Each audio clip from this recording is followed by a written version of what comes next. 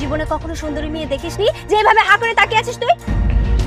হ্যাঁ ম্যাডাম, জীবনে আমি অনেক সুন্দরী মাইয়া দেখছি, কিন্তু আপনার মতো সিগারেট খাওয়া সুন্দরী মাইয়া আমি কোনোদিন দেখি নাই যে রাস্তাঘাটে বসে সিগারেট খায়। এই তুই জানিস আমি কে? আমি চেয়ারম্যানের মেয়ে। এই এলাকাটা না আমার বাবার, আর এই এলাকায় আমি যা খুশি তাই করব। তাতে তোর সমস্যা কি? এই সিগারেটের কথা বলছিস? সিগারেট শুধু ছেলেরা খায় না, আজকাল মেয়েরাও খায়, কারণ এটা আজকাল ফ্যাশন।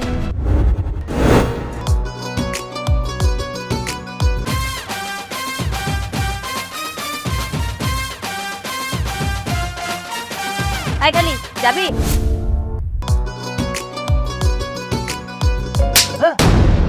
হা করে তাকিয়ে কেন আছিস? আমি কথা বলছি, আমার কথা কানে যায় না? আমি কিছু জিজ্ঞেস করেছি, তুই যাবি কি না? ম্যাডাম আপনি আমারে মারলেন কেন? এই তোকে মারবো না তো কি করব? এখানে বসে আছিস তো আছিস, আবার আমার দিকে হা করে তাকিয়ে আছিস। জীবনে কখনো সুন্দরী মেয়ে দেখিসনি যে এভাবে হা করে তাকিয়ে আছিস তুই? হ্যাঁ ম্যাডাম, জীবনে আমি অনেক সুন্দরী মাইয়া দেখছি, কিন্তু আপনার মতো সিগারেট খাওয়া সুন্দরী মাইয়া আমি কোনোদিন দেখি নাই যে রাস্তাঘাটে বসে সিগারেট খায়। এই তুই জানিস আমি কে? আমি চেয়ারম্যানের মেয়ে। এই এলাকাটা না আমার বাবার, আর এই এলাকায় আমি যা খুশি তাই করব। তাতে তোর সমস্যা কি? এই সিগারেটের কথা বলছিস? সিগারেট শুধু ছেলেরা খায় না, আজকাল মেয়েরাও খায়, কারণ এটা আজকাল ফ্যাশন। ম্যাডাম আপনারা শিক্ষিত মানুষ, শিক্ষিত মানুষ হয়ে এগুলা করতেছেন, ভদ্র ঘরের মাইয়ারা এইসব করে না। এই রিকশাওয়ালার বাচ্চা, তুই কি বললি? আমি ভদ্র ঘরের মেয়ে না, আমি চেয়ারম্যানের মেয়ে। আমি যদি ভদ্র ঘরের মেয়ে না হই, তাহলে কে হবে ভদ্র ঘরের মেয়ে? এই শোন, আমার বাবার না লাখ লাখ টাকা আছে, তাই আমার বাবার টাকা দিয়ে আমি যা খুশি তাই খাবো। এখন কথা না বাড়িয়ে চল আমার সাথে। ম্যাডাম সিগারেটের ধোঁয়ায় আমার শ্বাস নিতে কষ্ট হইতাছে, দয়া করে যদি একটু ফালাই দিতেন। এই রিকশাওয়ালা, তোর কথা মতো আমার সিগারেট ফেলে দিতে হবে? আমি তোকে গাড়ি চালাতে বলেছি, তুই গাড়ি চালাবি। আর আমার কথা মতো যদি তুই গাড়ি না চালাস, তাহলে আমার বাবাকে বলে তোর গাড়ি চালানো আমি বন্ধ করে দেব। হ্যাঁ ম্যাডাম, আপনারা তো এইটাই করতে পারবেন। আমরা যে গরিব মানুষ, গরিবের উপরে আপনারা ক্ষমতা দাপট দেখাইতে পারবেন, টাকার অহংকার দেখাইতে পারবেন। আজকে নেহাত আমার ঘরে স্টাইল নাই, এই রিক্সা ভাড়া দিতে হইব, নাইলে আপনারা আমি চল চল।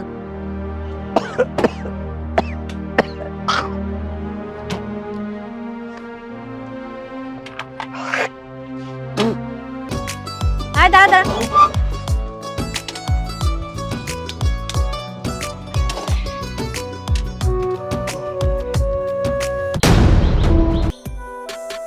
ম্যাডাম কয় টাকা দিলেন? এত পথ ঘুরাই নিয়ে আইলাম, 20 টাকা দিলেন, ভাড়া তো 50 টাকা। আয় শোন, আমি যত রিকশায় উঠি না কেন, আমি প্রত্যেককেই 20 টাকাই ভাড়া দিই। কেউ আমার মুখের উপরে দুইটা কথা পর্যন্ত বলে না, আর তুই আমার মুখের উপরে কথা বলছিস। সর এখান থেকে। ম্যাডাম আমি গরিব মানুষ, গরিব মানুষের ঠকাইবেন? এই 50 টাকা দিলে আমি বাড়িতে চাইল কিনা নিয়ে যাব। এই হচ্ছে তোদের গরিবদের সমস্যা। যেই বড়লোক মানুষ দেখবি, অমনি ইনিয়ে বিনিয়ে নিজের পরিবারের কষ্টের কথা তুলে ধরবি, যাতে করে তুই টাকা ধান্দা করে নিতে পারিস, তাই না? আর যেই শুনেছিস আমার বাবা একজন চেয়ারম্যান, আর আমি চেয়ারম্যানের মেয়ে, অমনি টাকা বেশি নেওয়ার ধান্দা শুরু করে দিয়েছিস, তাই না? যা সর এখান থেকে।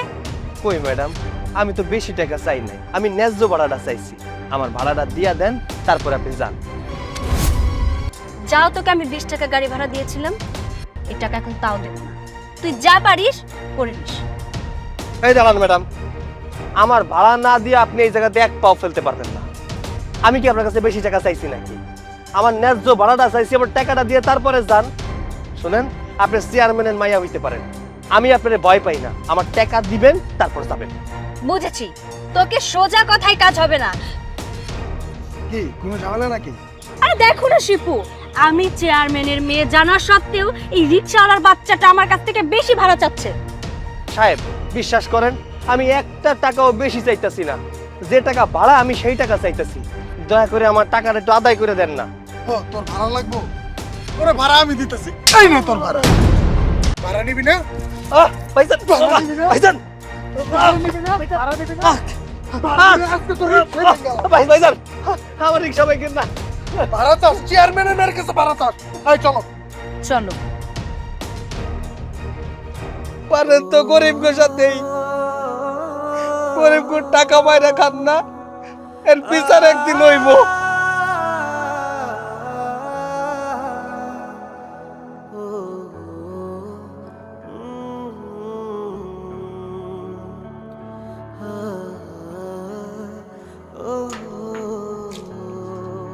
এই দাঁড়া, কি ব্যাপার? সকালে যে একটা ছেলেকে পাঠালাম সিগারেটের জন্য, তুই সিগারেট না দিয়ে ছেলেটাকে পাঠিয়ে দিলি কেন? কিরে, চুপ করে দাঁড়িয়ে কেন আছিস? আমি কিছু জিজ্ঞেস করছি, তার অ্যানসার আমি চাই। উত্তর দে। ম্যাডাম, এর আগেও আপনার 50 থেকে 60 প্যাকেট সিগারেট নিছেন, কোনো টাকা পয়সা দেন নাই। আর এমন করলে ম্যাডাম আমরা দোকান চালাম কেমনে ম্যাডাম? কি বললি তুই? বাকি টাকার কথা তুই আমাকে শোনাচ্ছিস? এই তুই ভুলে যাস না আমি চেয়ারম্যানের মেয়ে। আমি যখন ইচ্ছা তোর দোকান থেকে বাকি খাবো, প্রয়োজন পড়লে তোর দোকানের সমস্ত কিছু আমি তুলে নিয়ে যাব, তবু আমাকে তোর সবকিছু দিতেই হবে। আমি চেয়ারম্যানের মেয়ে, এটা যদি তুই বারবার ভুলে যাস তাহলে তোর হাল যে আমি কি করব সেটা তোর আইডিয়াও নেই। ম্যাডাম, চেয়ারম্যানের মাইয়া হয়েছেন তো কি হয়েছে ম্যাডাম? এখন আমি আর কোনো বাকি বুকি দিতে পারবো না ম্যাডাম। এই তোর টাকা লাগবো, টাকা তুই আমার কাছে চা, টাকা নিবি না? হাট! তোর টাকা লাগবো না, টাকা লাগবো তোর, টাকা চাস। এরপর থেকে ওর যত সিগারেট লাগবো তুই দিবি, আর যদি না দেস তোর দোকান চলো। মাথায় ঢুকিয়ে রাখিস কথাটা, আমি চেয়ারম্যানের মেয়ে। চেয়ারম্যানের মাইয়া হয়েছেন তো কি হয়েছে? আল্লাহ একদিন এই অত্যাচারের বিচার করবো। এই দাঁড়াও দাঁড়াও, এটা সেই ওই দিনের ওই ছেলেটা না? হ্যাঁ, তুমি জানো এই ছেলেটা কি করেছে? এই রিকশাওয়ালার বাচ্চা আমার বাবার কাছে বিচার দিয়েছে, বলেছে আমি নাকি রাস্তায় ঘুরে বেরিয়ে সিগারেট খাই। এ নিয়ে বাবা আমাকে অনেক কথা শুনিয়েছে। আজকে তো তোর খবরই আছে। কি ছোট লোক রিক্সাওয়ালার বাচ্চার এত বড় সাহস, চেয়ারম্যানের মেয়ের নামে চেয়ারম্যানের কাছে বিচার দিছে? তো সাহস তো দেখে আমি অবাক হয়ে যাইতেছি রে। আচ্ছা তুমি বলো তো ওর আজকে আমি কি করবো? ওকে এমন শিক্ষা দাও, এমন শিক্ষা তুমি ওকে দেবে, আর ভুলেও যেন কখনো আমার চেয়ারম্যান বাবার কাছে আমার নামে নালিশ না করতে পারে। আচ্ছা ওরে আজকে আমি উচিত শিক্ষাটা দিতেছি। এই রিক্সা চালা ওর সংসার চলে না, আজকে আমি ওর রিক্সায় ব্যাঙ্গা ভালাম, তোর রিজিক আমি বন্ধ করে দিব। এই খবরদার, আমার রিক্সা একটা বাড়িও দিবেন। তোর রিক্সা ভাঙবো না তো কি করবো? তোর এত বড় সাহস, তুই চেয়ারম্যানের মেয়ের নামে চেয়ারম্যানের কাছে যা বিচার দিছস? আমি তার শুধু শুধু নালিশ করি নাই, উনি অন্যায় করছে তাই আমি চেয়ারম্যানের কাছে নালিশ দিছি। আর তাছাড়া ওনার বাবার জানা উচিত তার মাইয়া কতটা ভালো। আপনার অনেক ক্ষমতা তাই না? এর লেগা আমার এই রিক্সাটা আপনি ভাঙতে চাইতেছেন। হ্যাঁ, তুই যে কাজগুলো করেছিস সেই কাজের জন্য আজকে আমরা তোর গাড়ি ভাঙবো, তোকে উচিত শিক্ষা দিব। আপনি জানেন এই রিক্সাটা যদি ভাঙেন তাহলে আমার ইনকাম বন্ধ হয়ে যাইব। আমার ইনকাম যদি বন্ধ হয়ে যায় তাহলে আমার চুলা জ্বলবো না, আমার পেটে খাবার যাইবো না। শুনেন, আমার রিক্সা যদি ভাঙার চেষ্টা করেন তাহলে আমি কিন্তু পুলিশ কল দিয়া নিয়াম। কি কি বললি তুই? শিপু, তুমি শুনেছো কি বলেছে? ছোট লোকের বাচ্চা আমাকে ভয় দেখাচ্ছে, ও কিনা আমাকে পুলিশের হুমকি দিচ্ছে। এই তুই কাকে পুলিশের হুমকি দিচ্ছিস? হ্যাঁ, আমি চেয়ারম্যানের মেয়ে, ওসব পুলিশ না আমার বাবার পকেটে থাকে, আমার বাবা যা বলে তাই করে, মানে ওঠে আর বসে, বুঝতে পেরেছিস? ম্যাডাম, ক্ষমতার অপব্যবহার করবেন না। আপনার বাবা এদেশের এমন কোন নেতা হয়ে যায় নাই যে আপনার কথায় পুলিশ উঠবো আর বইবো। শুনেন, দেশের আইন সবার জন্যই সমান। আপনি কথা না বাড়াইয়া এই জায়গা থেকে যান। চলো এখান থেকে যাই, যদি সত্যি সত্যি পুলিশ ডাকে। কিন্তু তাই বলে এই সামান্য রিকশাওয়ালাকে ভয় পেয়ে আমরা এখান থেকে চলে যাব? আরে ওরে যা করার আমি পরে দেখতেছি। তোরে আজকে ছাইরা দিলাম, কিন্তু তোরে আমি দেখে নিমু। চল। আরে যান যান, যা করার কইরা নিয়েন। এখন আর চুপ করে থাকার সময় নাই। গরিব বইলা আপনারা মাটির সাথে মিশানোর চেষ্টা করেন সবসময়, তাই না? এর প্রতিবাদ করতে হইব। আপনাদের মতো বড় লোককে অহংকার ভাঙ্গা দিতে হইব।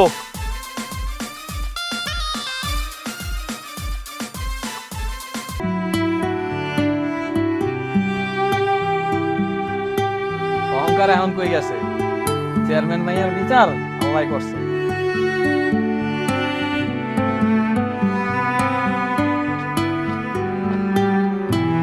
আরে কি পাগল নাকি? হ্যাঁ, ছেঁড়া কাপড় চোপড় পরে আছেন, সই দেন না? আমি পাগল না, আমি চেয়ারম্যানের মেয়ে অথই। কি আপনি চেয়ারম্যানের সেই অহংকারী মাইয়া? আমার তো বিশ্বাসই হইতেছে না। যার অহংকারের দেমাগে পা মাটিতে পড়তো না, তার আজকে এই অবস্থা কেন? আপনার জামা কাপড় ছেঁড়া কেন? কি হয়েছে আপনার? প্লিজ তুমি আমাকে বাঁচাও, আমাকে শরীর ঢাকার জন্য একটা কাপড় দাও। আমি এইভাবে বাড়িতে যেতে পারবো না। আমার আমার বন্ধু শিপু ও আমাকে আমাকে এই কথা আমি মুখে বাঁধতে পারবো না। ও আমার সর্বনাশ করে দিয়েছে। এখন আমি এই মুখ নিয়ে কিভাবে বাড়িতে যাব? আমি এই মুখ নিয়ে আমার বাবার সামনে দাঁড়াতে পারবো না। আমাকে প্লিজ একটু দিয়ে আসো। এলাম,